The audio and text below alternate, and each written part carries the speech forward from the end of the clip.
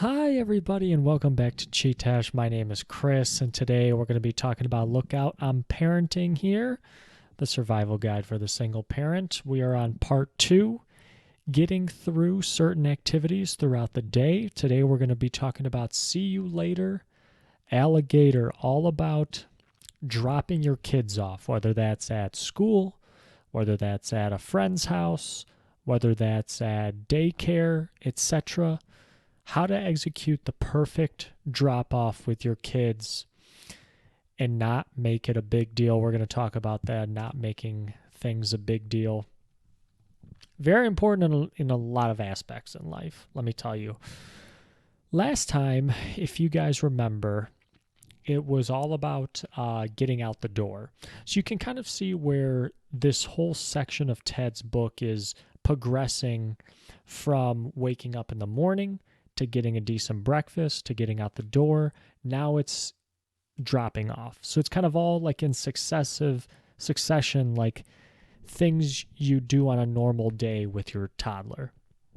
So last time we talked about getting out the door. So first thing we talked about was knowing where your piles are. And this is going to help you out tremendously when trying to get out the door. If you're on a schedule, you're on a tight schedule and you got to get out by a certain time. Before, and I really like this phrase that Ted uses, before you were a parent, you had files, cabinets, shelves, a filing system, whatever it may be. Now that you have kids, you have piles. So stuff is just mounting up on a hill in different parts of your house. Now, the big part about this is you don't want to fight that. And you just want to use it to your advantage. So we talked about, hey, as long as your piles are of like things, then that's okay. There's going to be very few moments in your house where things are going to be filed and 100% organized now that you have kids. I mean, I can only imagine. I mean, it's hard enough for me to organize stuff, and I don't even have kids. So use the piles. Don't go against the grain here. As long as the piles are somewhat uniform in what they contain, you're on the right track. Right? And this is going to make it easier for your kids too. You got to kind of walk, you got to crawl before you run. You got to walk before you run, right, so to speak. So this is going to be a good way to get your kids started off on how to be neat, how to be organized, how to clean up, like where to put things back. They're going to understand piles a lot more than like a filing system, alphabetical order, this goes here, that goes here. Start them off small with just, hey, this goes in this pile. You don't got to worry about where in the pile it goes. Just put it on the pile. Whatever, shoes, coats, toys, etc. So that's know where your piles are. Second, we talked about having a checklist. I think this is kind of self-explanatory. Doesn't have to be anything elaborate Ted talked about here. Just the basic essentials. What do you need to get out the door? What's like the absolute need? Because you got to think you're coming back at some point. Don't pack and take your whole house with you. I think I had a funny picture in the blog about this. Like, we're almost got the moving van packed up to go to grandma's for dinner. It's like, no, you don't need all that stuff. So just have a checklist, the most important things you need. Next, we talked about being a director, delegating. Ted had a story about delegating. I've had stories about the need to delegate and the need to, I have things that I need to take care of, and I can't do everything. All right. And when you're in a family and you are trying to leave by a certain time, like we're all in this together. So you need to take care of the things you need to take care of, and the things that your kids can do, well, why not let them do it? Again, you start off simple, not that complicated. Hopefully they can do it in a safe manner, and then you kind of build from there. but it gives them confidence, and hopefully leading to the next point is you're making it fun. You have a positive attitude about it because your kids are going to feed off of your attitude, your emotions. So if you're super angry, super aggressive, and stressed out, well, it's going to show, and they're going to pick up on it, and they're going to be less apt to follow, some instructions that morning. So make a game out of it. Say, hey, who can put their shoes on first, or who can find their jacket first, etc. Make it fun. I think they're going to be more prone to following along and more prone to, want to get out the door. Makes sense. All right, but today we're talking about see you later, alligator. So, how to execute a good drop off. All right, you're in the car, you're driving, you got to drop your kids off at school. What's the first thing you do? Well, the first thing starts in the car. And Ted talks about here, you need to be with your kids until you are gone. What he means by this is that it's very easy, you just had a huge accomplishment. You got your kids in the car, you got some breakfast in them, you're on time. It's easy to start thinking about the next thing that you have to do after the drop off and start planning your day out, right? But you have to remember that toddlers are very present-minded, very focused on what's in front of them. And essentially, in this situation, you want to be in the moment with them. Because, let's say in the school example, you're going to be dropping them off and you're not going to see them for a good chunk of the day. Take in these moments. Try to get a glimpse of what they are thinking, what they see out in the world, what their perspective is. All right? And you learn to appreciate these moments because, it's not going to be too long before your toddler is a teenager and they're driving. And moments like this are going to be fleeting. You're not going to be maybe driving your kids to school now as often.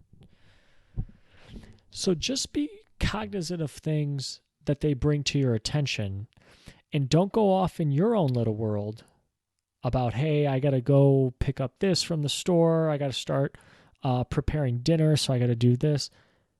You'll have time to do that after the drop-off. For right now, let them bring you into their world. Let them give you an insight into what they see, whatever, outside the window or, what they saw yesterday, just anything. Be with your kids until you are gone. Next, don't make a big deal out of it. So Ted talks about here, and I kind of alluded to this a couple slides ago, you're in constant communication with your kids. And I feel like this type of emotional intelligence kind of gets lost as you get older. And I think women have it more so than men in that they're more emotionally intelligent than men. And your kids, no matter, boy or girl, they have it as well too. And it kind of gets lost as you grow older. You're communicating with your kids just on your body language, on how you say something, on how you talk to other people. They're listening and they're picking up on that. So your toddlers are going to feed off of your emotions. We talked about that with just in the first slide about when you're trying to get out the door, get your kids out the door. Are you going to be super aggressive or are you going to make it fun? It's kind of the same thing with the drop-off. Are you going to make it a huge event, or is this kind of just been there, done that? Barry Sanders mentality. Act like you've already been there and act like you're coming back again. They're going to know if something is wrong or troubling you at the drop-off. If you get overly emotional, if you embrace them way too long, and give them lots of affection, this is going to tell them, oh my gosh, I need to cling to my parents for help. cling to my parents for protection, says Ted in the chapter. So you need to convey that everything's going to be okay. It's all going to be all right, and I'm going to be back. And we're going to do this whole thing tomorrow, and it's going to be fine tomorrow too. In fact, every time we do this, it's going to be fine. So just be careful on what you are demonstrating to them. They're going to sense something is up. The whole goal of this is to convey that this isn't some huge event. This isn't a big deal. I'm going to go do my thing. You're going to do your thing. You're going to have a ton of fun. Actually, I kind of wish I was staying here with you. I don't want to go do the stuff with me. So don't make it a big deal. If they do end up creating drama, Ted just states that you have to kind of act like it's not warranted. Act like this is very silly behavior. Like this is really just off base. Because if you try to comfort them, they will keep acting like that every single time you drop them off because they're going to be expecting the comfort. And this is just a quote from the book. Sometimes the same things that are emotionally hard on our kids for the moment are the same things that prepare them for challenges of the future. And it's like a Band-Aid. Sometimes you just got to rip it off. So they are going to just have to deal with this. And the sooner they can deal with it, the sooner that they're going to be better off, stronger for the times in their life where they are left alone or by themselves. Whoops, that's the next slide. You know what I'm saying? Same thing with me. I had issues with this. Like I definitely cried at like that first day of school. But then I got over it. Right? After like the first day or two, it's like, okay, I can't keep doing this. I don't think that's what I was thinking, but that's kind of what I think now. Like, why are we crying? This is going to happen 5 days a week for the whole year. All right, we're over it. Next slide. Broaden your focus and theirs. This section was all about how when something changes at the drop-off, if something's different about this drop-off, don't try to hide it. Actually kind of bring it to the forefront and talk to them about it. Don't be afraid to point it out. This is an opportunity to teach your kids, again, like we talked about in Teddy's tips, different doesn't mean bad. Things are going to change. Everything's going to be okay. Just like you were okay at the first drop-off, you got upset a little bit, but you went into school, you met some new people, and then you still saw me a few hours later. So this is a good point by Ted, I think, because things are not going to be constant from drop-off to drop-off, and you got to think throughout the whole, again, using the school thing as an example, things are going to change throughout the seasons of a drop-off, right? It's not going to be the same as in fall, as in winter, when there's snow on the ground, when there's raining. You just need to get them comfortable to that constant of change in that environment. What isn't going to change is that the place that they are going to, school in this example, is going to be full of activities, full of things to do, things to learn. That's the thing that's not going to change. The physical environment might, but what's inside won't change. And that's what you're here for. And the fact that the physical environment did change, it's okay. Ted also talks about here, when you do drop off, that you don't just rush out. You actually greet the teacher or greet whoever is there at the drop-off location. You talk to the other parents. You talk to the other toddlers. This is going to teach your toddlers how to interact and especially how to meet new people. And this also will help them in the future. If they can get used to meeting their peers of their age, new people, strangers, and getting just accustomed to interacting with people they don't know and forming strong relationships with people they don't know. So I thought that was a really, really good point by Ted there. And this is the last slide. So you're there at the drop-off location, school, whatever, what have you. Now it's time to actually do the transaction, and it's time for you to leave. And the 3 things Ted says here is you got to be consistent, short, and sweet. Don't draw it out. Don't draw it out. And again, like we said a couple slides ago, don't make it a big deal. And avoid saying goodbye. And I totally understand what Ted talks about here. Goodbye in a way is means it to me. When I hear that, it's like a forever thing. Goodbye, it's very dismissive. It's like, oh, I never want to see you again. And it's not what you want to convey, but that's kind of where my mind goes. So instead of saying goodbye, say something that conveys that you're going to see them later and that this current situation is a temporary thing. And again, this isn't a huge deal. It's just temporary. So Ted had a phrase he would say with his kids. I think we've all heard this before. See you later, alligator. It's kind of funny, quirky, short and sweet. I'll be back later. Have fun. And again, you say it and you just bounce. There's no huge embrace. It's, hey, show your kid to the door, check him in, see you later, alligator, turn your back and you're gone. All right, act like you've been there before and that this isn't a big deal. Just rip off that Band-Aid. Try not to look back. Try not to give, a ton of... Try not to wave back. Try not to act like you are going to miss your child. Yes, you are going to miss your child, but act like it's not really a big deal. And you know what tells the child that it's not a big deal? Hey, see you later, alligator.